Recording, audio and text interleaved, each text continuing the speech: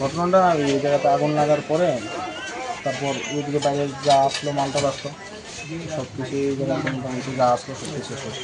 একটাই এই দোকানে লাগবে দোকানে দিতে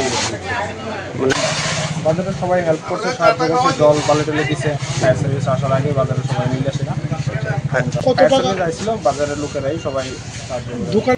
দোকানে তো মোটামুটি মাল আছে 15 লাখ টাকা, 4-5 লাখ টাকার উপরে, 6-7।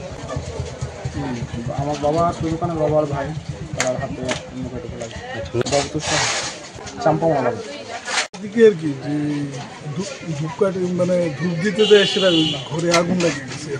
এটা একটি আগুন ওইটা আমাদের বাজারের সমস্ত ব্যবসায়ী এবং জনগণ মিলাসীরা ফায়ার সার্ভিস হওয়ার আগেই নিয়ে পেয়েছে, কারণ ফায়ার সার্ভিসটা আইতে একটু দেরি হয়েছে।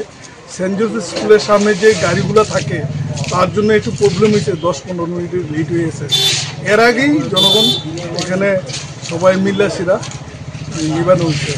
হয়তো প্রায় 1,00,000 টাকার মতো চাম্পামুখ।